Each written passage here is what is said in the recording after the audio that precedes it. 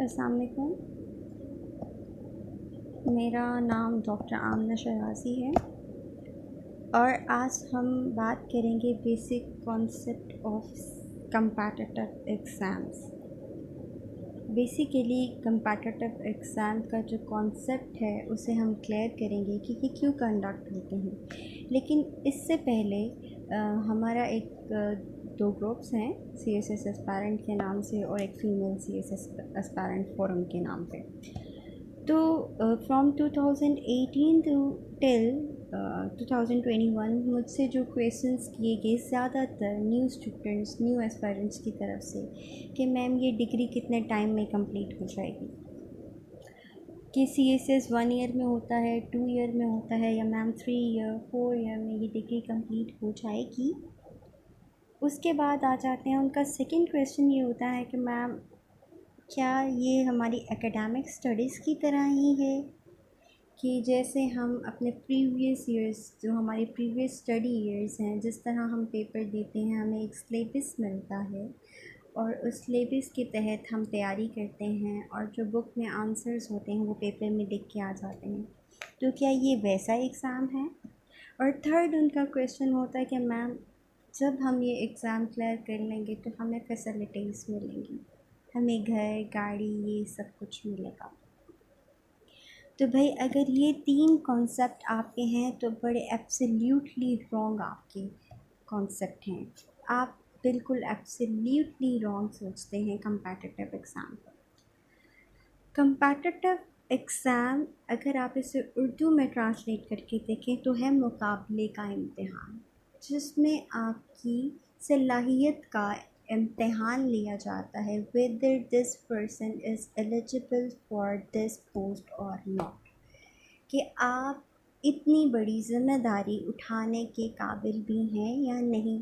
क्योंकि अगर आप अपने घर में देख लें कि मैनेजमेंट करना इजी काम नहीं होता। जो बंदा घर को मैनेज कर रहा होता है, बहुत समटाइम्स सिचुएशंस आती हैं, वो स्ट्रेसफुल हो जाता है।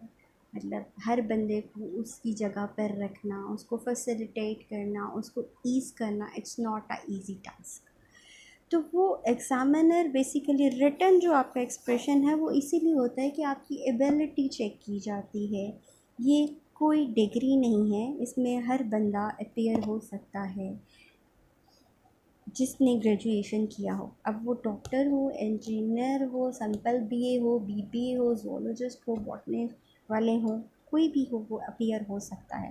तो शर्त ये है कि आप में जज्बा हो, आप कंटिन्यूटी के साथ इस पे फोकस्ड रहें और आपकी एनालिटिकल स्किल्स अच्छी हैं, आपका वे ऑफ ओपिनियन, आपका जो ओपिनियन देने का तरीका है वो अच्छा है। और थर्ड आता है जी ये एकेडमिक स्टडीज़ हैं। No, this is not academic studies. इसमें जितना आपने ग्रेजुएशन तक पढ़ा होता है उसी को चेक किया जाता है, आपके बेसिक को, कि आपका बेसिक ठीक है, आपकी सेंटेंस स्ट्रक्चरिंग ठीक है, आप सेंटेंस कैसे लिखते हैं, या आपको नॉलेज है, बेसिक स्टडीज़ का भी आपको नॉलेज है।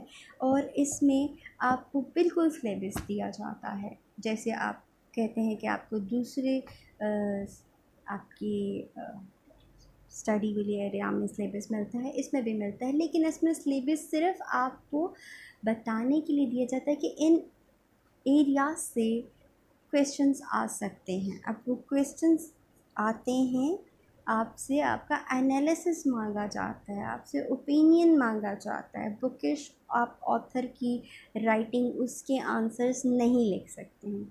मिसाल के तौर पे आपसे क्वेश्चन होता है कि अफ़गान तालिबान जो हैं, अब वो उनका क्या रोल रहेगा, उनका अफ़गानिस्तान और पाकिस्तान के ऊपर इसका क्या असरानंदाज होंगे। अब ये क्वेश्चन हर बंदे ने अपना ओपिनियन देना है, हर बंदे ने इसका अपना ओपिनियन देना है। तो यही इसका तरीका है। अब थर्ड आते हैं जी फैसिलिटीज़ वाले जो बंदे हैं, उनको लगता है कि वो फैसिलिटी, वो बहुत गलत सोच कर आ रहे हैं। जब आप इस एग्ज़ाम को क्लियर कर लेते हैं तो आपकी अपनी लाइफ ख़त्म हो जाती है। अगर तो आप ह्यूमैनिटी को सर्व करने के लिए आना चाहते हैं, आप अपने मुल्क के लिए, आप लोगों की हेल्प करने के लिए आना चाहते हैं, आप तो आप ज़रूर इस एग्ज़ाम को दें। अगर आप सोचते हैं कि आपको गाड़ी मिलेगी तो पहली बात आपके पर्सनल यूज़ के लिए नहीं है, वो आपको मिल रही है फील्ड विज़िट के लिए। आपको घर मिल रहा है तो ऑब्वियसली एक बंदा पोस्ट होकर जा रहा है, आवाम की खातिर अपने घर को छोड़कर आ रहा है, तो आपको वो घर मिलेगा वहाँ पर। इससे ज़्यादा अगर आप एक्सपेक्ट करते हैं कि आप वहाँ पे मज़े करेंगे तो ये आपकी गलती है, क्योंकि जैसे मैंने डीसी ऑफ़िस में एज़ अ कोविड कोऑर्डिनेटर काम किया, तो मैंने देखा कि आपकी अपनी लाइफ नहीं है। रात को 2 बजे भी मीटिंग कंडक्ट की जाती थी और 2 बजे भी हम सबको वहाँ पर होना होता था। आप सब घर में आराम से सो रहे होते थे और वहाँ पर जो एएसपीज़ हैं, जो असिस्टेंट कमिश्नर हैं, जो डीसी साहब हैं और जो भी हायर अथॉरिटीज़ होती थी, बैठकर डिसाइड कर रहे होते थे कि इनको कैसे इस चीज़ से, इस पैंडमिक से निकाला जा सके, कैसे हम एसओपीज़ पे अमल करवा सकें, कहाँ पे, किस जगह पे, कहाँ पे हमारी ज़्यादा ज़रूरियात हैं, उन ज़रूरतों को पूरा किया जा सके।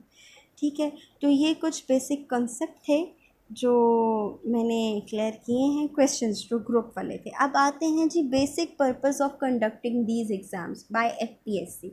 कंपेटिटिव एग्ज़ाम कंडक्ट करने का मकसद क्या होता है?